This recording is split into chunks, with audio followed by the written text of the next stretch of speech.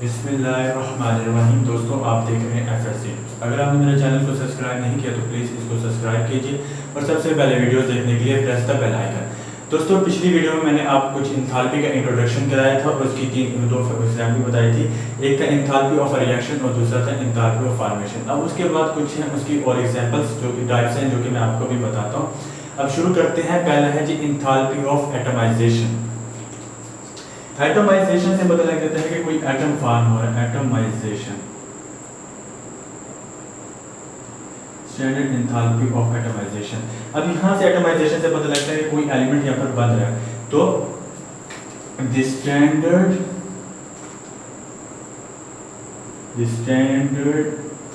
Enthalpy of atomisation of an element is the amount of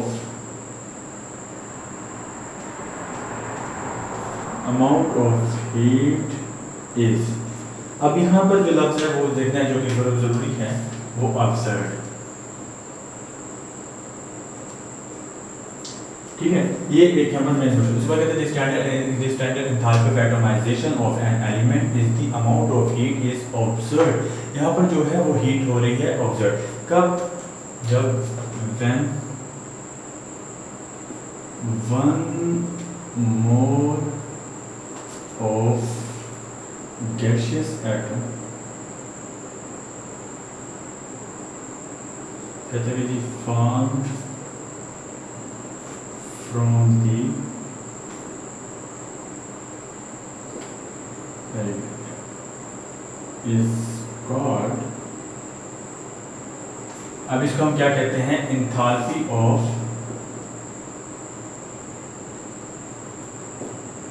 atomisation.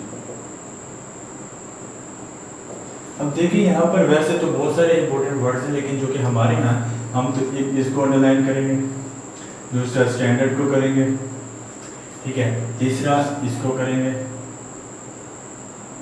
और चौथा इसको करेंगे। हमारे पास यहाँ पर जो चार हैं जिनको हम करेंगे तो हमारी ये डेफिनेशन पूरी हो जाएगी। वैसे तो इम्पोर्टेंट मोस्ट ये है।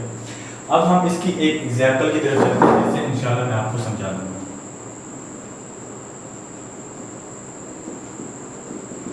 ठीक है, अब वो यहाँ पर वो कह रहा है कि amount of heat is observed. पहली चीज हम यहाँ पर करते हैं कि 1/2H2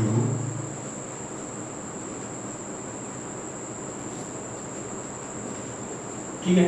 अब ये भी गैस था और ये भी गैस। अब ये कैसे हुआ? इससे ये कट गया तो ये एक मॉलिक्यूल। अब वो क्या कहता है कि जी when 1 mole of a gaseous atom, ये गैसियस एटम है ना, ये नेगेटिव है ना पॉजिटिव है, ये गैसियस एटम है। किससे? एलिमेंट से। तो ये थे एलिमेंट्स। अब पर यहाँ पर क्या हो रही है? बाउंड ब्रेकेज हो रही है। तो हमने पीछे भी पढ़ा है जो शुरू में चैप्टर नंबर 7 में कि bound formation is exothermic process and bound breakage is endothermic process. तो यहाँ पर ये एंडोथर्मिक प्रोसेस हो रहा है। तो इसका मतलब क्या? यहाँ पर हम खुद देख रहे हैं कि जब यहाँ से कोई चीज़ टूट के यहाँ पर कोई नई चीज़ बन रही और ये टूट चुकी है तो ये। अब इसके बाद हम इसकी जो चेंज एंथैल्पी है वो लिखते हैं 218 किलोजूल पर। ठीक है, अब इसके बाद यहाँ पर जो इसके जो चेंज हो, अब यहाँ पर जो बाउंड फॉर्म ब्रेकेज हुई है तो ये हमारे ये सेटिस्फाई हो गया। अब हम ये 1 mole of a gaseous atom ये हो गया। अब उसके बाद किससे? एलिमेंट से बना, ये भी हो गया। तो हमने जो हमारी 3 थी वो होगी, अभी रह गई ये नंबर 4। अब हम स्टैंडर्ड की बात करते हैं। हम स्टैंडर्ड कंडीशन क्या थी? स्टैंडर्ड कंडीशन जो हमारे पास थी वो हम पीछे से भी पढ़ते आ रहे हैं, जितने भी हो चुके हैं वो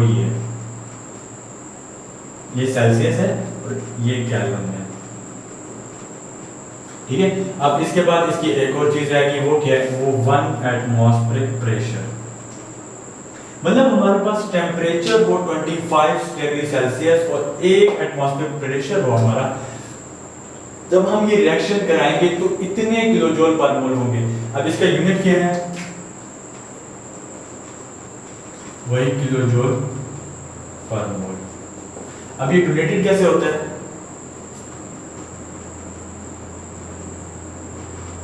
डेल्टा एच एटमाइजेशन ए। तो ये इस तरह से ये है। तो अब इसके बाद हम बात करते हैं इंथैल्पी ऑफ न्यूट्रलाइजेशन। अब हमारे पास ये दूसरा है जो कि ज़रूरी है, इंथैल्पी ऑफ न्यूट्रलाइजेशन। अब हम उसको देखते हैं। हम शुरू से देखते आ रहे हैं न्यूट्रलाइजेशन का मतलब क्या होता है। हम ये 9-10 से पढ़ रहे हैं, हम आपको समझें।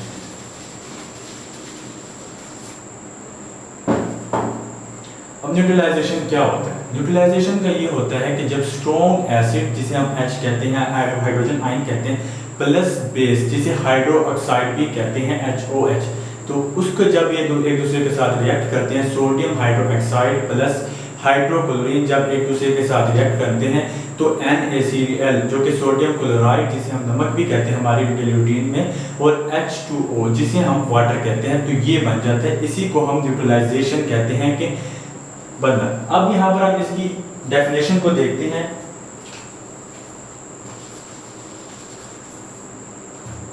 जिससे इंशाल्लाह आपको समझ आ जाएगी। अब ये देखें standard of enthalpy of neutralisation.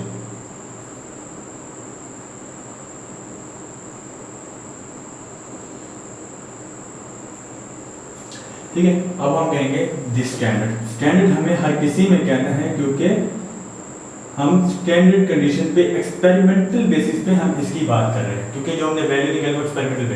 The standard enthalpy of neutralisation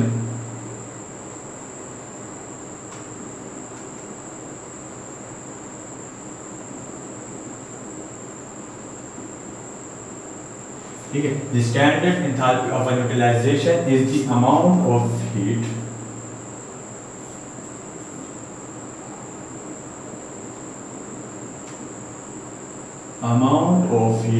is evolved जब when 1 mole of hydrogen ion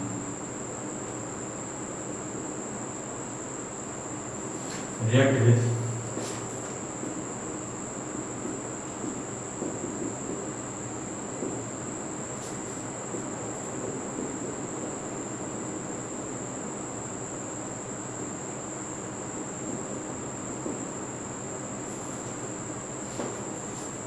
from acid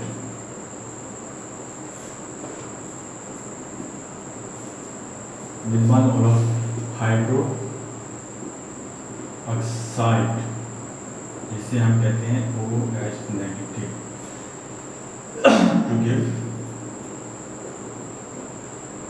1 mole of is called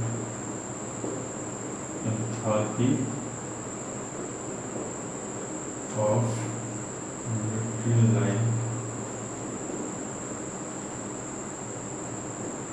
ठीक है, अब हम इस डेफिनेशन को देखते हैं, इंशाल्लाह आपको समझ आएगा। पहली चीज स्टैंडर्ड हुई, हमने जो स्टैंडर्ड कंडीशन की हम शुरू से बात करते आ रहे हैं। अब यहाँ पर हाइड्रोजन आयन किससे, एसिड से, ये क्या है बेस, बेस के साथ ये भी हाइड्रोक्साइड क्या करता है, 1 मोल ऑफ वाटर देता है और उसी का हम जब अब इन चार चीज़ों को हम करेंगे। इसके बाद एक यहाँ पर इवोल्व का भी लफ्ज़ है। ठीक है, पहले हम एग्जाम्पल की तरफ चलते हैं। इसको हम दो तरह से एग्जाम्पल दे सकते हैं, जिस तरह आपको इजी लगे उस तरह से आप दे सकते हैं।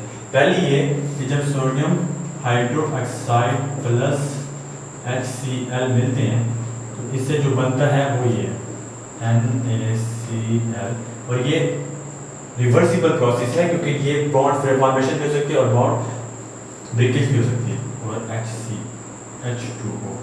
ठीक है, अब इसके अंदर जो चेंज एंथैल्पी है वो -57.14 किलोजूल पर मोल है। एक आप इस तरह से भी दे सकते हैं, और दूसरा भी इसके साथ एक है वो है कि आप simply OH from negative and H from positive reacts with each other to form H2O, और इसी के अंदर जो चेंज एंथैल्पी है वो भी यही है। ठीक है, अब हम देखते हैं जो कि हमने करना है। पहली चीज यहाँ पर समझो बाउंड बना है, ये दो मिलकर एक चीज बनी है, तो bound formation is always exothermic process. ये दोस्तों आपने हमेशा याद रखनी है। तो पहली चीज हमारे यहाँ पर कंप्लीट होगी। अब उसके बाद फिर कहता है कि जी 1 mole of a hydrogen ion from acid, ठीक है। अब वो ये है, दो चीजें होंगी हमारी डेफिनेशन के अंदर। अब तीसरी चीज क्या कहता है कि 1 मोल ऑफ अ हाइड्रोक्साइड, और वो ये, ठीक है। अब इसके बाद इससे बन क्या रहा है, वाटर, तो ये भी हो गया हमारा।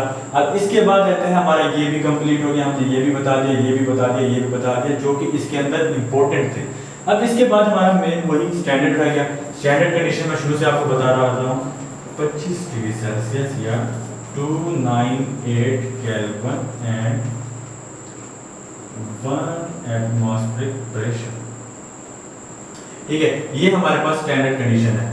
अब ये स्टैंडर्ड कंडीशन का मतलब क्या है, हम ये कह रहे हैं कि जब हमने रिएक्ट कराया हाइड्रोक्साइड और हाइड्रोजन को एक दूसरे के साथ, स्ट्रॉन्ग एसिड को स्ट्रॉन्ग बेस के साथ न्यूट्रलाइजेशन के लिए, और उसके बाद किस टेम्परेचर पे हमने रखा और एक्सपेरिमेंटल बेसिस पे रखा, हम उस एक्सपेरिमेंटल बेसिस की बात कर रहे हैं। अब देखिए 25 डिग्री सेल्सियस पे हमने टेम्परेचर रखा और 1 एटमॉस्फेरिक प्रेशर हमने प्रेशर रखा, तब जाके हमारा ये जवाब आया कि हमारे चेंज इंथैल्पी हमारे पास आई वो -57.14 किलोमोल। अब माइनस क्यों आ रहा है, इसका मतलब ये है कि जो बाउंड फॉर्म हुआ है यहाँ पर, तो bound formation is always exothermic process, तो इस वजह से ये माइनस आया। अब इसके बाद वो कहते हैं स्टैंडर्ड मैंने आपको बता दिया। अब हाइड्रोजन जब हाइड्रोक्साइड मतलब जब हाइड्रोजन आयन जब एक दूसरे के साथ रिएक्ट करते हैं तो वाटर बनता है, और ये इसका हो गया। अब इसके बाद हम इसकी एक दूसरी जो रिलेटेड कैसे होता है, तो ये ऐसे होता है डेल्टा H ऊपर O, नीचे ये न्यूट्रलाइजेशन है तो M, तो ये होता है इस तरह से रिलेटेड। अब इसके बाद हम बात करते हैं कंबस्टन की। कंबस्टन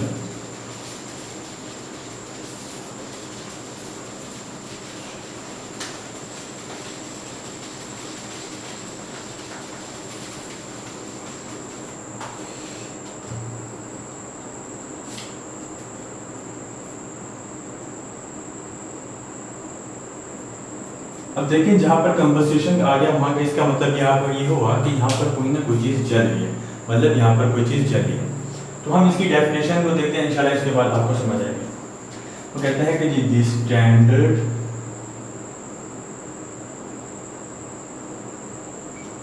ठीक है, स्टैंडर्ड एंथैल्पी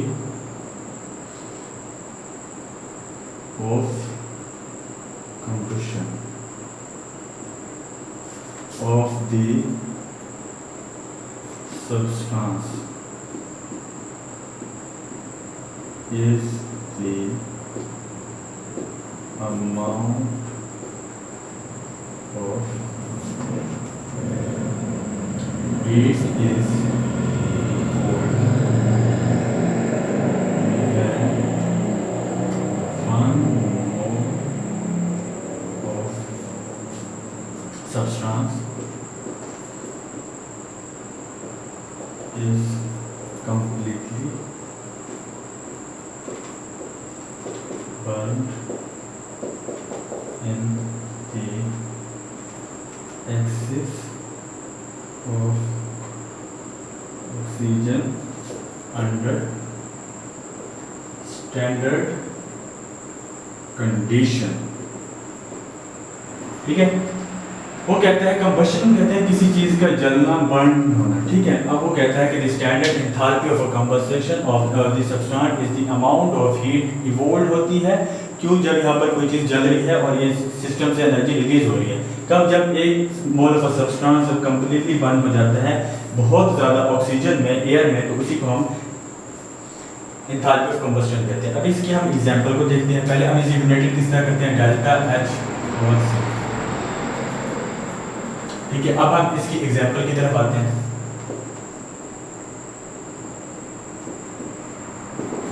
ठीक है, अब यहाँ पर जो एथेनॉल है, या जिसे हम आम ज़बान में अल्कोहल या शराब भी कह देते हैं, COOH, ठीक है, प्लस 3 ऑक्सीजन के मॉलिक्यूल जब रिएक्ट करते हैं तो उसके बाद जो यहाँ पर वो होता है 2 कार्बन डाइऑक्साइड और उसके बाद प्लस 3 वाटर के मॉलिक्यूल बन जाते हैं।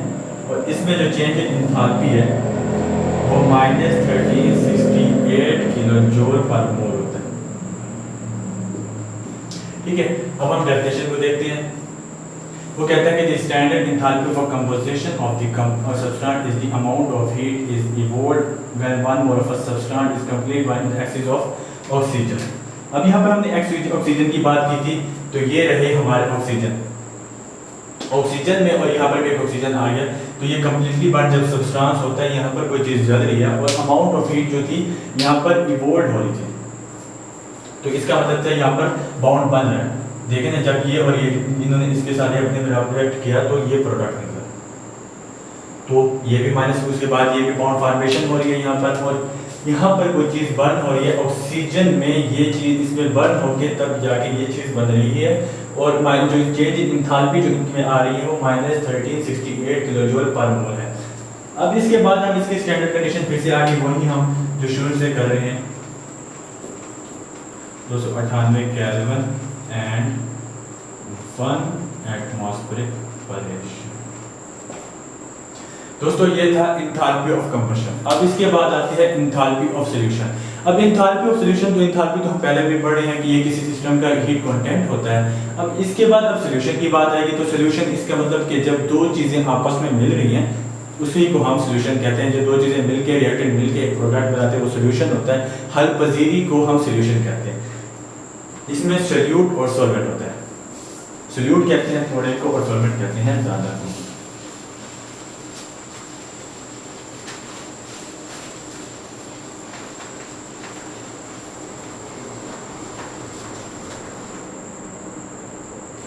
ठीक, अब हम यहाँ पर इस पर बात करते हैं कि जी what is enthalpy of combustion, और सॉरी सॉल्यूशन। हम यहाँ पर बात सॉल्यूशन पे आ गए।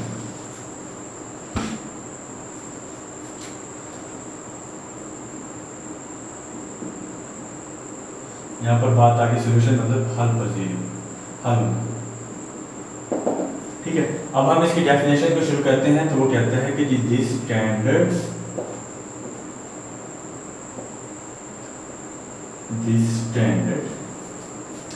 enthalpy of solution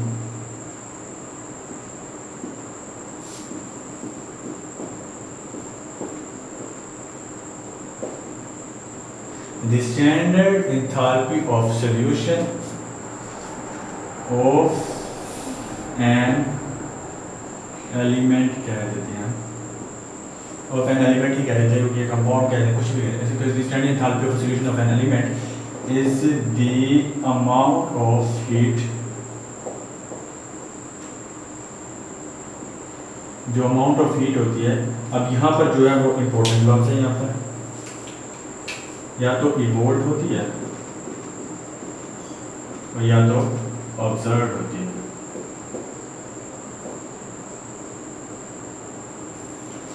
Then further when so much solute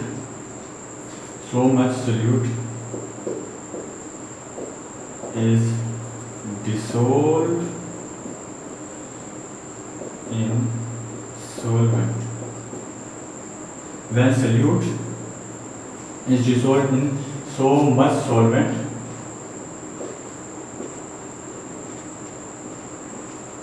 then जब फर्दर डिल्यूशन मतलब किसी चीज को और dilution results in no detectable change. अब देखिए वो कहता है कि जो standard enthalpy of solution is the amount of heat या तो इवोल्व होती है या तो ऑब्जर्व होती है। कब? जब सोल्यूट बहुत सारे सॉल्वेंट में हलपजीर हो जाता है और ज़्यादा सोल्यूट डालने से सॉल्वेंट में कोई भी चेंजिंग नहीं आते, इसे ही हम एंथैल्पी ऑफ सॉल्यूशन कहते हैं। अब वो यहाँ पर कह रहे हैं कि या तो ये इवोल्व हो रहा है या ऑब्जर्व हो रहा है। इसका मतलब ये है कि या तो बॉन्ड यहाँ पर फॉर्म भी होता है और ब्रेकेज भी होती है। अब हम इसकी एक दो एग्जांपल देखते हैं जिससे इंशाल्लाह आपको समझ आ जाएगी और आज का हमारा ये खत्म हो जाएगा।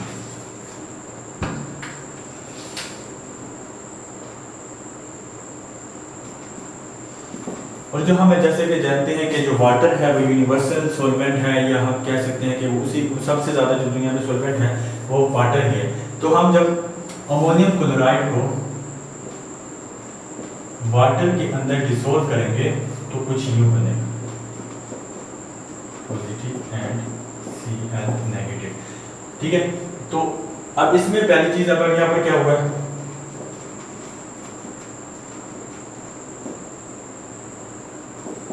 देखें अब यहाँ पर ये पॉजिटिव, यहाँ पर मैंने जो डेफिनेशन बताई है वो ये ऑब्जर्व हो रही है। क्यों? क्योंकि यहाँ पर ये टूट के ये चीज बन रही है। अब देखें एक चीज है, अब मैं बताता हूँ कि मैं क्यों कहता हूँ कि जो बॉन्ड फॉर्मेशन और उसके बारे में। अब देखें जैसे कि अब ये है, ठीक है, ये ब्रेकेज अगर मैं इसको ऐसे जोर लगाता हूँ तो ये टूट जाएगा। तो इस सिस्टम ने एनर्जी को ऑब्जर्व किया, इसने ऑब्जर्व किया और ये ब्रेक हो गया। तो इसी वजह से मैं कहता हूं कि जो बाउंड ब्रेकेज होता है वो हमेशा एंडोथर्मिक प्रोसेस होता है और इसमें हीट ऑब्जर्व होती है। तो ये थी हमारी आज की कुछ डेफिनेशन है, और हमने कुछ इंथाल्पी के बारे में पिछले लेक्चर में मैंने आप लोगों को इंथाल्पी और उसके बाद इंथाल्पी ऑफ रिएक्शन और इंथाल्पी ऑफ फॉर्मेशन के बारे में बताया था। लेकिन आज की वीडियो में मैंने जो आपको बताए हैं वो 4 बताए हैं। वो कौन कौन से हैं? Number 1 enthalpy of atomisation, number 2 enthalpy of neutralisation, number 3 enthalpy of combustion and number 4 enthalpy of solution. ये थे 4 टॉपिक जो कि मैंने आज आपको बता दिए। तकरीबन बोर्ड के शॉर्ट क्वेश्चन होते हैं, लेकिन ये बहुत ही ज़्यादा इंपॉर्टेंट शॉर्ट क्वेश्चन है। उम्मीद करता हूं दोस्तों आपको मेरी ये वीडियो पसंद आई हो। अगर आपको ये वीडियो पसंद आई हो तो please subscribe my YouTube channel FSC tips, और सबसे पहले वीडियोस देखने के लिए प्रेस द बेल आइकन। तब तक के लिए अल्लाह हाफिज।